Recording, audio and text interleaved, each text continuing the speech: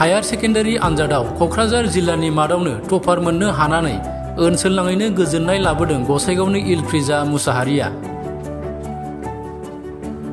Gossaigaon science एकाडेमिनि फरायसा आरो Gossaigaon ward नं 4 नि थागिबि प्रेमनाथ मुसाहारिनि फिसाजो इलफ्रिजा मुसाहारिया हायार सेकेन्डारि आनजादाव 93 जौखोन्दो मोननानै क'क्राझार जिल्लानि मादावनो टपार मोननो हानायखौ लानानै नखरनि सोद्रोमाफ्रा गोजोननाय फोरमायदों।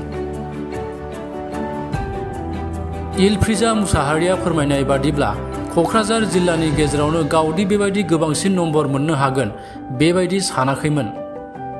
बेनिखायनो दिनैनि समाव जोबोद गोजोननाय मोन्दों होननानै फोरमायो इलफ्रिजाया।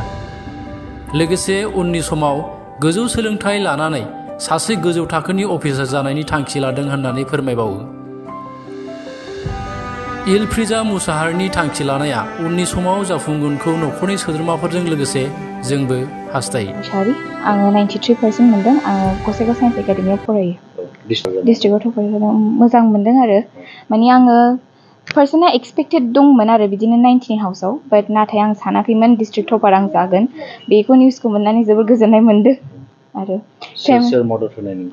फेमिलियाथ' फार्स्ट मदद खालामदों, बिनियाव इसोरा थाबाय जाय आंनो मोजां हेल्प होदों एग्जाम लिरनो थाखाय। बिनि उनाव कलेजनिफ्राय बिराद हेल्प मोनदों आङो, बिसोर आंखौ गाइड खालामबाय थादों। मास्टारफ्रा जेब्लायबो खबर लाबाय थादों एग्जामनि बारै मारै जादों मारै जायाखै, माबा डाउटफोर दंबा क्लियार खालामनानै होदों आरोना। उननि समाव मा जानो थांखि? उननि समाव आङो बिदिनो BA अनार्स पलिटिकेल साइन्सआव खालामखांनानै सिभिल सार्भिसनि थाखाय माने ट्राइ खालामनो नागिरदों। Saint Anthony's English medium high school. बेनि उनाव साइन्स एकाडेमियाव माबायाव साइन्स एकाडेमियाव मा साबजेक्ट? इंलिश ओमफ्राय बड' MIL, बेनि उनाव पलिटिकेल साइन्स, एडुकेसन, हिस्ट्रि ओमफ्राय लजिक एन्ड फिल'सफि। सानसेयाव बेसेबां घन्टासो स्टाडि खालामो? बिदिथ' घन्टाखौथ' साननाय जाया, साननाया बिदिनो फुङाव सिखारनानै 6टानिफ्राय बिदिनो 10ता फरायनोसै, बिदिनो गेजेरावबो ब्रेक लानांगौ जायो नालाय ब्रेक लानोसै, बिनि उनाव बिदिनो लान्च खालामसै, ओमफ्राय बिनि उनाव आरो फरायफिननाय जानोसै आरो। सोर बांसिन थुलुंगा होनायमोन? बाबायानो होदों, माने बांसिन मटिभेसना बेनो होदों, सापर्टआ बेनो खालामदों फेमिलिनिफ्राय।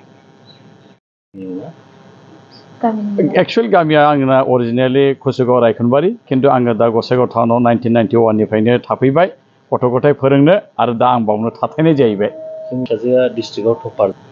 डिस्ट्रिक्टआव टपारखौ आङो मालाबाबो आसा खालामाखैमोन, नाथाय जेब्लानाखि रिजाल्टआ ओंखारबाय आरो बेनि इन्सटिटिउसननिफ्राय जेब्लानाखि आंनो रिजाल्टखौ हरबाय, आं बाव जोबोद गोजोनदों। आरो बे गोजोननायावहाय आङो गिबियाव आफा इसोरखौनो हामबाय होनो, आरो लोगोसे दानो गथ'नि बे रिजाल्ट जानायावहाय जोंनि न'खरनि बिमा बिफानिफ्राय लानानै बिदा बिबाजै बिमादै बिब' बिगुमै बयबो बेखौहाय फरायनांगौनि जुनै जों साफ्रोमबो बेखौ गोबां समनिफ्राय लानानै जोङो नाजाबोबाय थादों। आरो बेखौ जोङो बुङोमोन जे नोंनि फरायनाया जोबोद गोसो हो, मानोना नों जोबथानाय फिसा हिसाबैहाय नोंहा नाजानाया बारा थानांगौ।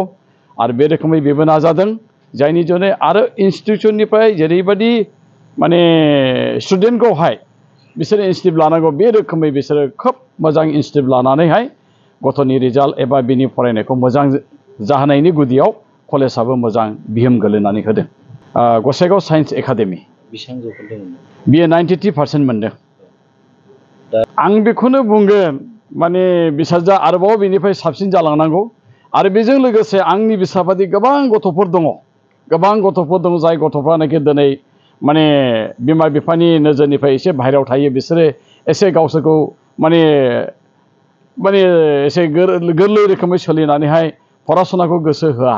बेनिखायनो बिमा बिफाजों समेत गथ'फ्रा गावबो बुजिनो नांगोन जे आंहा सोलोंथाइयानो आंनि मोनसे मोन्थाय।